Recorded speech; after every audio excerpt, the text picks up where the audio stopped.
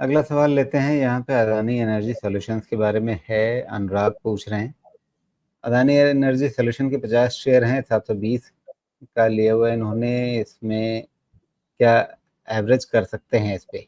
और ये कह रहे हैं कि इसका ईपीएस और सेल्स पिछले 4 क्वार्टर से एवरेज 50% से ऊपर जा रहा है।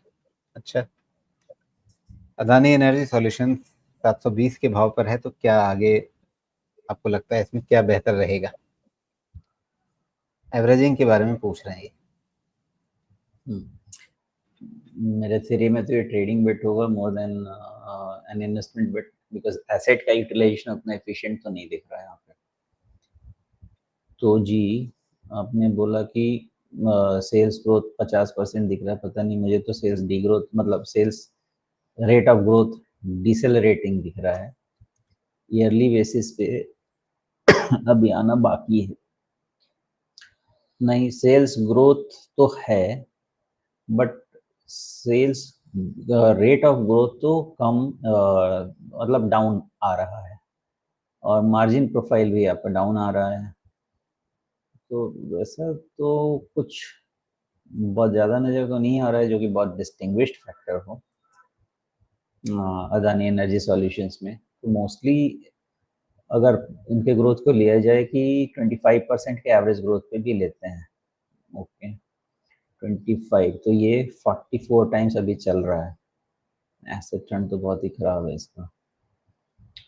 तो जी, मुझे तो ऐसा लगता है कि ये मोर ऑफ जो अभी सेबी ने क्लीन चिट दिया है अदानी ग्रुप को अगेंस्ट हिंडनबर्ग के जितने भी एलिगेशंस थे, उसका एक रिएक्शन है देन एनी प्रॉपर वैल्यूएशन और फाइनेंशियल बेस्ड मूवमेंट। मेरा अंदाजा तो यही रहेगा, और देयरफॉर रिजल्ट आपको उसका देखना पड़ेगा। अगर रिजल्ट में 25-30% का ग्रोथ है, देन पॉसिबिलिटी ये रहेगी कि 800 के आसपास ये बॉटम डिफाइन कर लेगा, जो कि यहाँ से करीब 10% के आसपास का रिस्क रहेगा, और फिर ऊपर में 970 580 वाला जो रेंज है, वहाँ तक एक बार ट्रैवल करेगा। मोस्ट लाइकली यही हो सकता है। और इसको दूसरी चीज़ एक और फॉलो कर सकते हैं, जिसमें आपको ट्रेंड लाइन भी बना के मॉनिटर करना चाहिए, और वो ट्रेंड लाइन बननी चाहिए फ्रॉम 16 नवंबर 2024, और 2 स्विंग मिला के। तो अगर वो 2 स्विंग मिला के जैसे ही आप खींचेंगे ना, ये अभी लेटेस्ट कैंडल वहीं पे जाके आपको स्ट्रगल करता हुआ मिलेगा।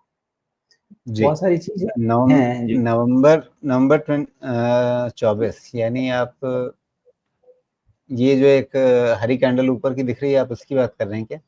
हाँ, करेक्ट, सही है। अच्छा, ये 6 नवंबर की है। ओके।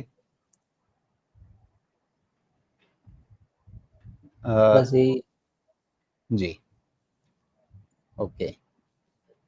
तो अभी तो ये बस इस ट्रेंड लाइन को छू रहा है किसी तरह से, तो ये ट्रेंड लाइन इसको रोक देगी? या मैं उससे अलग एक छोटे टाइम फ्रेम में इसको देख रहा था कि क्या ये ट्रेंड लाइन भी काम कर सकती है? इस ट्रेंड लाइन को देखें तो उस पर ब्रेकआउट दिखता है आपको, जो छोटे टाइम फ्रेम में अगर आप देखेंगे तो। ठीक बात है, लेकिन ऐसा है कि जो शहर के स्पीड ब्रेकर्स हैं ना, वो थोड़े से ढंग के होते हैं, उनसे निकला जा सकता है। लेकिन जैसे गांव के स्पीड ब्रेकर में पहुंचते हैं ना, तो फिर कूदने के चांसेस ज़्यादा रहते हैं। तो एक से स्पीड ब्रेकर से निकले, दूसरे में पहुंचे हैं, ये वाला जी। मुझे मेजर लगता है। यहाँ पे थोड़ा सा वॉच करना चाहिए। सी फैक्टर्स हमारे सामने हैं डिस्कशन के लिए, और वो फैक्टर ये है कि सेबी का अदानी ग्रुप को क्लीन चिट। इसके अलावा अगर कोई, मान लेते हैं कोई फंडामेंटल ट्रिगर पे हम बात करते थे, तब तो बात अलग होती थी। लेकिन यहाँ जो ट्रिगर है वो ऐसा है जिसको डिस्कशन डिबेट किया जा सकता है कि क्या ये चीज से ज्यादा वैल्यू की जा सकती है। हैविंग सेड दैट, कभी भी सिक्के के दोनों पहलू को एनालाइज किए बगैर नहीं चलना चाहिए। तो मैं ये भी मान के चलूंगा कि मान लीजिए कि अगर क्लीन चिट मिल गया, तो अगर फर्दर वैल्यूएशन री रेटिंग अगर मार्केट इसको करता भी है, तो उस केस में क्या होना चाहिए? उस केस में फिर 800 रुपीज का लेवल नहीं टूटना चाहिए, और नहीं टूटना चाहिए तो फिर कहाँ जाना चाहिए? ऊपर ऊपर जहां तक जाता रह जाना चाहिए। तो 800 एक तरह से देखा जा सकता है कि इसके नीचे जब तक नहीं जाता है तब तक मामला इसके लिए ठीक रहेगा। जी,